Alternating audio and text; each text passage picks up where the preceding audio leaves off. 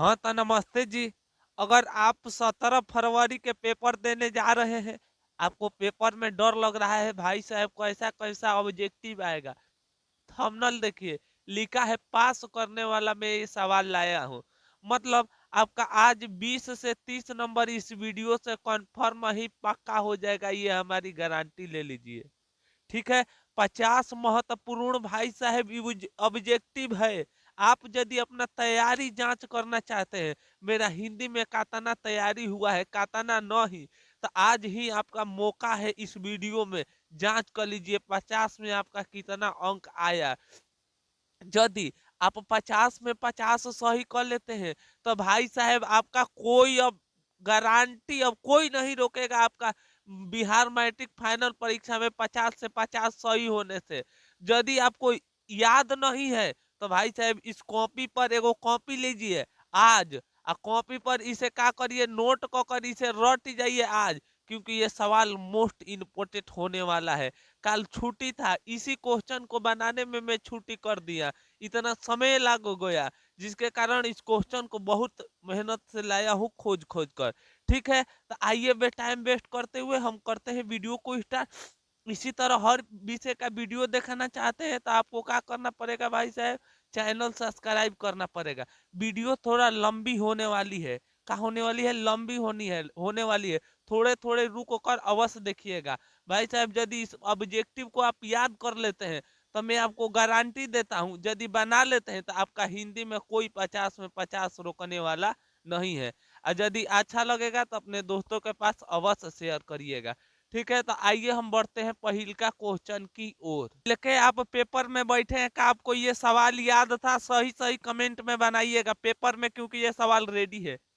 ये देखिए क्वेश्चन है, सब पुराने अच्छे नहीं होते और सब नए खराब नहीं होते, यह बात किसने कह दिया था? भाई साहब ये क्वेश्चन याद नहीं है तो इसे रट जाइए, ये बात कालिदास ने कह दी थी। लक्ष्मी कहानी केंद्र का पात्र है, सबसे मोस्ट इम्पोर्टेंट और वीवीआई सवाल। लक्ष्मी किस केंद्र पाठ की बाबू एथी है, केंद्र पात्र है? तो इनका राइट आंसर याद रखिएगा हो जाएगा ढहते विश्वास। गुणवाचक है, मोस्ट इम्पोर्टेंट और सवाल वीवीआई। इस सवाल को रट मारिएगा, मोहर लगा लीजिए, ये सवाल पेपर में रहेगा 2026 के पेपर में। गुणवाचक विशेषण है, इनमें कौन विशेषण है बाबू? गुण। तो देखिए 3 किलो ये गुण नहीं है। चार, चार ये तो संख्या हो गया। अधिक ये भी नहीं है। एक अच्छा बुरा खराब एक प्रकार की एक का है गुण है, इसीलिए गुणवाचक अच्छा एक का है गुण है, इसीलिए अच्छा हो जाएगा। अगला सवाल देखिए, स्वर संधि का उदाहरण नहीं है, इनमें से कौन स्वर संधि का उदाहरण नहीं है?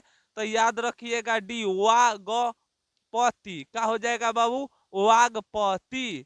अगला सवाल देखिए, वीवीआई सवाल है, 2026 के पेपर में बैठे हैं, आपको ये सवाल याद है?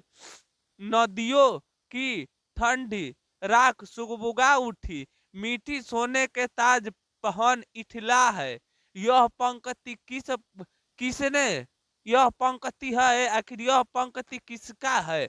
सदियों की राख सुगबुगा उठी, मीठी इठला आती है, यह पंक्ति किस पाठ की है बबुआ? सॉरी, यह पाठ किसकी है? तो याद रखिएगा दिनकर जी की है। सबसे मोस्ट इम्पोर्टेंट और वीवीआई साल 2026 के लिए, बिरजू महाराज का जन्म कब हुआ था बाबू? सबसे ज्यादा बार सवाल पूछने वाले, तो याद रखिएगा 1938 में हुआ था। अशुद्ध शब्द है, इनमें कौन अशुद्ध है? शुद्ध और अशुद्ध चुनने के लिए आएगा पेपर में, ये ध्यान रखिएगा। तो ये 4 गो ऑप्शन में बताइए अशुद्ध कौन है? तो याद रखिएगा श्रृंगार इस तरह नहीं लिखाता है। अगला सवाल देखिए, मैक्स मूलर वर्ष अवस्था में लिपजिंग विश्वविद्यालय में संस्कृत का अध्ययन करने लगे। मैक्स मूलर कितना वर्ष के थे तो वह संस्कृत के अध्ययन करने लगे? तो याद रखिएगा 18 वर्ष। सबसे मोस्ट इंपोर्टेंट वीवीआई सवाल है। फ्रांस का प्रमुख काला केंद्र है? तो याद रखिएगा बाबू, फ्रांस का मुख्य काला केंद्र है अविनियो। कौन है बाबू? अविनियो है। फाइनली यहाँ पर आकर आपका 9 ऑब्जेक्टिव का हो गया, समाप्त हो गया। 9 ऑब्जेक्टिव में आपका कितना ऑब्जेक्टिव था अवश्य हमें कमेंट में बताइएगा। आज यदि वीडियो आपको अच्छा लग रहा है तो भाई साहब लाइक करें, इसी तरह वीडियो देखने के लिए अवश्य इस चैनल को सब्सक्राइब करें। तो चलिए आइए हम बढ़ते हैं 10 नंबर क्वेश्चन की ओर। अगला सवाल देखिए बाबू, VVI सवाल है। जीत जीत मैं निखरता हूँ पाठ की विद्या है, आखिर जीत जीत कर मैं निखरता हूँ पाठ की कौन सी विद्या है? तो इनका राइट आंसर याद रखिएगा साक्षात्कार। ये किसने लिखे हैं? तो याद रखिएगा ये बिरजू महाराज ने लिखे हैं। दुरांतर मानवी बी विसिक चित्रण करने वाली कविता कौन है? इनमें कौन मानो के दूर्त व्यवहार के बारे में चित्रण किया गया है? तो आप लोग हिरोशिमा के बारे में खूब बढ़िया से पढ़े होंगे, उसमें मानो के खराबी के बारे में पढ़ाया गया होगा। अगला देखिए, ये तो लगा लीजिए, मैं इसका कितना परसेंट गारंटी दूं, हर साले उपसर्ग पूछता है। कौ साले बाबू, हर साले पेपर ऐसा कोई नहीं है जिसमें उपसर्ग नहीं पूछा है, इसीलिए ये सवाल पर मैं 100% गारंटी दे रहा हूँ पेपर में आएगा। बशर्ते ये रहेगा कि नहीं, ये मैं नहीं जानता हूँ, इसी टाइप का दोसर आ जाएगा। तो उपसर्ग कैसे बनता है? देखिए, जो बाबू सबसे शुरू में संख्या आता है नु, उसे कहते हैं उपसर्ग, और जो लास्ट में आता है उसे कहते हैं प्रत्यय। तो शुरू में अ आया है तो इसीलिए क्या हो गया? उपसर्ग। और यही जो लास्ट में बचे जाता धर्म, तो धर्म का हो जाता, यही हो जाता आपका प्रत्यय। देखिए प्रत्यय में आ गया। देखिए शुरू वाला को कहते हैं उपसर्ग, तो इनमें बताइए प्रत्यय कौन है? लास्ट वाला को क्या कहते हैं? प्रत्यय कहते हैं। तो आप कहिएगा बाबू लिखाई में आई प्रत्यय है, काहे आई प्रत्यय है, याद रखिएगा। अगला सवाल देखिए, अति सुदो स्नेहो मार, अति सुदो स्नेहो को मारे है, जहां नेकू सायनप बाकी नहीं, यह पंक्ति किस कविता की है बबुआ? तो इनका राइट आंसर याद रखिए घनानंद की। नलिन बिलोचन शर्मा का जन्म हुआ था कि नलिन बिलोचन शर्मा का जन्म कब हुआ था बाबू? सी ऑप्शन इनका याद रखिएगा। अगला सवाल देखिए, मोस्ट इंपोर्टेंट VVI सवाल। अगला 15 हो गया। 16 नंबर सवाल देखिए, हिंदी के आदि कवि कौन है? तो याद रखिएगा हिंदी के बाबू आदि कवि किसे कहा जाता है? चंद्र बादाई। सावरदैया किस भाषा के सफल कहानीकारक है? सावरदैया किस भाषा में सफल एक कहानीकारक है? तो याद रखिएगा राजस्थानी। अगला सवाल देखिए, साहित्य का निर्माण में प्रगतिशील मनुष्य है, तो इनका राइट आंसर याद रखिएगा निगुण। का है बबुआ? निगुण। सबसे मोस्ट इम्पोर्टेंट और लाजवाब ये सवाल होने वाला है। रंगापा था तो याद रखिएगा बाबू जुआरी था।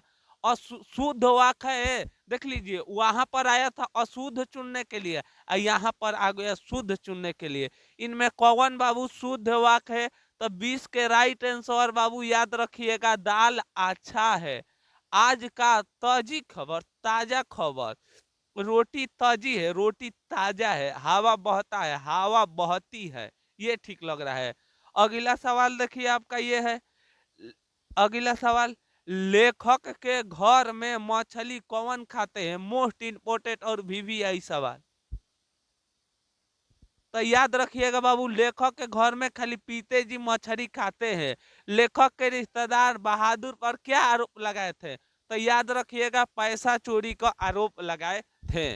कौन सी के बाबू आरोप लगाए थे? पैसा चोरी का। 22 ऑब्जेक्टिव हम लोग आधा समेटा दिए। आपका बाबू आधा में आपको कितना याद था?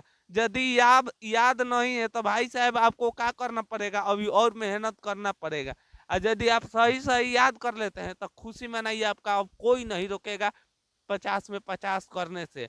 यहाँ तक वीडियो देख रहे हैं तो पूरा अंत तक वीडियो देखिए, रोक रोक कर देखिए, लेकिन आज का पूरा वीडियो देखिएगा।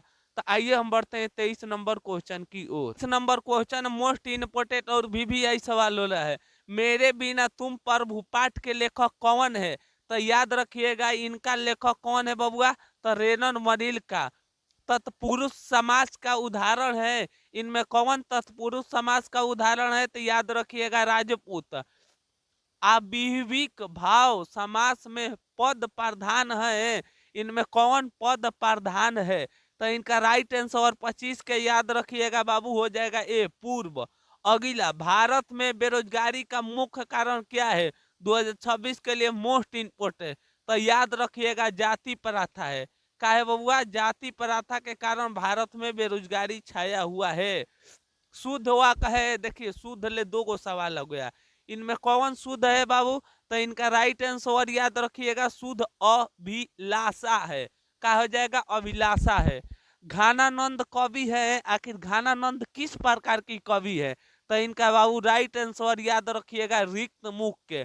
जन्म से थी पागल, लगा लीजिए 2026 के लिए VVI, जन्म से कौन पागल थी? तो याद रखिएगा बाबू जन्म से पागल थी मंगू। लेखक को मछली खाने से किसने माना कर दिया था? तो याद रखिएगा माँ ने। कौन मछली खाता था? तो याद रखिएगा पिताजी ने। घुमा कर क्वेश्चन भी आ सकता है। अगला सवाल देखिए, पंडित बिरजू महाराज साल के कितने तभी उनके पिताजी का देहांत हो गया? पंडित बिरजू महाराज कितना साल के थे तो उनका पिता के मृत्यु हो गया? तो याद रखिएगा 9.5 साल के। स्वामी विवेकानंद ने वेदांतों का वेदांत किसे कहा है? तो याद रखिएगा मैक्स मुलर को कहे थे। अगला सवाल देखिए, दही वाली मंगमा कहानी के लेखक कौन है? VVI सवाल है।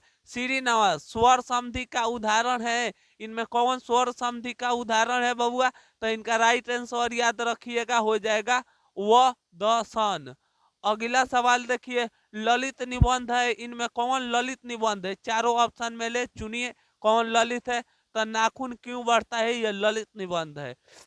नौबत खाने में इबादत पाठ के केंद्र है, आखिर ये किसका केंद्र है? तो इनका राइट आंसर याद रखिएगा बबुआ यह एक प्रकार की किसका है? बिस्मिल्लाह खान की है। स्वर का भेद कितने हैं? तो याद रखिए स्वर का भेद कितने? संबंधवाचक है सर्वनाम। अगला सबसे VVI सवाल मोस्ट इम्पोर्टेंट, तीन बेटे की माँ कौन है? तो याद रखिएगा बाबू तीन बेटे की माँ सीता है। कौन है बाबू? सीता है। ये क्वेश्चन किस में आके आ गया? धरती कब तक घूमेगी। अगला निम्नलिखित में कौन सर्वनाम है? तो याद रखिएगा बाबू सर्वनाम खाली चुनने के लिए आया है। तो इनका राइट आंसर हो जाएगा, क्या हो जाएगा? लो ऑप्शन तो गड़बड़ाहट है, इसीलिए इसे छोड़ दीजिए, मैं इसे बाद में देख लूंगा। रामधारी सिंह दिनकर रचित पाठ है। कौन रामधारी सिंह दिनकर पाठ को रचे हैं? तो याद रखिएगा जनतंत्र का जनन। अगला सवाल देखिए, द्विगु समास है, कौन इनमें से द्विगु समास है? तो याद रखिएगा दिन रात। द्रववाचक संज्ञा का उदाहरण है, इनमें कौन द्रववाचक संज्ञा का उदाहरण है? तो याद रखिएगा तेल। सरहद पाद की कृतियां है, आखिर सरहद पाद की किसकी कृतियां है? तो इनका राइट आंसर याद रखिएगा बाबू देह कोश का।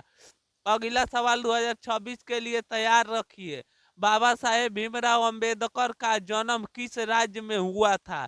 तो याद रखिएगा मध्य प्रदेश में हुआ था।